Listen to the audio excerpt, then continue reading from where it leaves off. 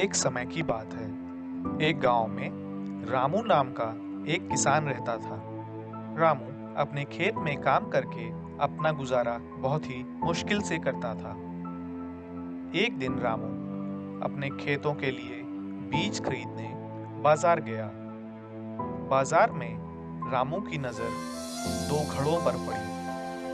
वह दोनों घड़े रामू को बहुत ही अच्छे लगे और रामू ने सोचा कि यह दोनों घड़े ले जाकर मैं रोज नदी से अपने लिए और भी ज्यादा पानी ला सकूंगा। यह सोचकर रामू ने दोनों ही घड़े खरीद लिए और उन्हें घर ले आया। अगले दिन रामू ने दोनों घड़ों को एक रस्सी की सहायता से एक डंडे से बांध दिया, जिससे वह उस डंडे को अपने कंधे पर रखकर दोनों घड़ों को नदी ले जा सके और उनमें पानी भरकर वापस घर ला सके। रामू अगले दिन घड़ों को नदी पर ले गया और उन घड़ों में पानी भरकर घर ले आया। घर आने के बाद उसने देखा कि वहीं एक घड़े पर पानी पूरा भरा हुआ था, परंतु दूसरा घड़ा आधा खाली था। थोड़ा छानबीन करने के बाद उसको यह पता चला कि उस घड़े में तो एक छोटा सा छेद है, जिसकी वजह से आधा पानी तो रास्ते में ही गिर गया है। रामू ने थोड़ा सोचा और उसके बाद उसने सारा पानी एक बर्तन में इकट्ठा कर लिया। इसके बाद अगले दिन भी रामू उन्हीं दोनों घड़ों को लेकर फिर से नदी गया और उनमें फिर पानी भरकर घर ले आया। अगले दिन भी उस छेद वाले घड़े में पानी आधा ही था। पानी खाली करने के बाद रामू ने दोनों घड़ों को किनारे रख दिया और थोड़ी देर बाद वह घड़ा जिसमें छेद नहीं था, उसने दूसरे घड़े का मजाक बनाना शुरू कर दिया। उसने कहा कि तुम तो किसी काम के नहीं हो, तुम में छेद है और तुम्हारी वजह से हमारे मालिक को बहुत दिक्कत होती है। वह इतने मेहनत से पानी भर कर लाते हैं और तुम आधा पानी रास्ते में ही गिरा देते हो। मुझे देखो, मैं एक भी बूंद पानी व्यर्थ नहीं करता हूँ। यह सुनकर छेद वाले घड़े को बहुत ही दुख हुआ और उसे अपने ऊपर बहुत ही शर्म आई। अगले दिन जब रामू दोनों घड़ों को फिर से ले जाने के लिए तैयार हुआ, तो टूटे हुए घड़े ने रामू से कहा कि मालिक, मैं आपके किसी काम का नहीं हूँ और मेरी वजह से आपको इतनी मेहनत करनी पड़ती है, और वहीं मैं हूँ कि आधा पानी रास्ते में ही गिरा देता हूँ। तो मेरा आपसे यह निवेदन है कि आप मुझे यहीं छोड़ दीजिए और मेरी जगह कोई अच्छा घड़ा ले आइए जो आपके ज्यादा काम आए।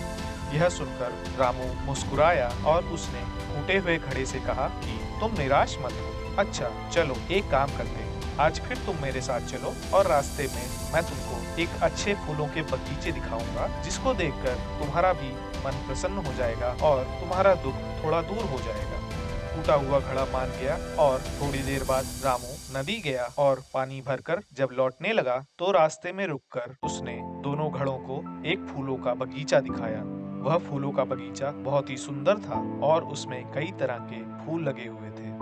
यह देखकर फूटे हुए घड़े को भी आनंद आया और कुछ समय के लिए वह अपना दुख भूल गया।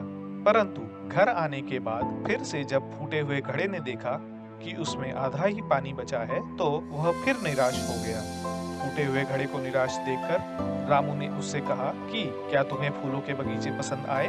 घड़े ने कहा कि हाँ मालिक, मुझे बगीचे तो बहुत पसंद आए, लेकिन मैं अभी भी यह सोचकर उदास हूँ कि मैं आपके पूरे काम का नहीं आ पा रहा हूँ। तब रामू ने फूटे हुए घड़े को बताया कि तुम बेकार नहीं हो, जब से तुम आए हो मेरी आमदनी और भी बढ़ गई है। यह सुनकर दोनों ही घड़े हैरान हुए और फूटे हुए घड़े ने रामू से पूछा कि यह कैसे मालिक?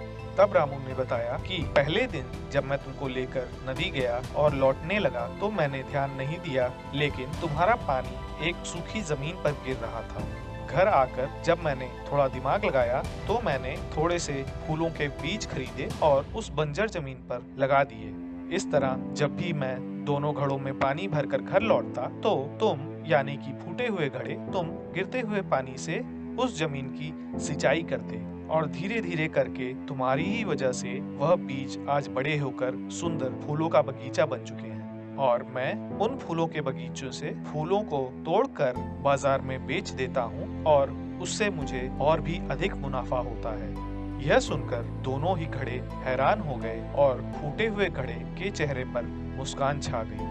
अब वह यह बात जान गया था कि वह बेकार नहीं है और अनजाने में ही अपने मालिक को इतना फायदा दे रहा है। यह सुनने के बाद बिना छेद वाले घड़े को अपने व्यवहार पर शर्म आई और उसने फूटे हुए घड़े से माफी मांगी। इसके बाद दोनों ही घड़े मिलजुल कर रहने लगे और रामू भी खुशी के साथ अपना जीवन गुजारने लगा। इस कहानी से हमें यह शिक्षा मिलती है कि कोई भी चीज बेकार नहीं होती और हमें बुराई देखने की जगह हर चीज में अच्छाई खोजना चाहिए। क्या पता उस फूटे हुए घड़े की तरह ही हम अपनी कमियों को भी निखार कर उससे मुनाफा कमा सकते हैं। आशा करता हूँ कि इस कहानी से आपको भी सीख मिली होगी और उस सीख को आप अपने जीवन में भी लागू करेंगे।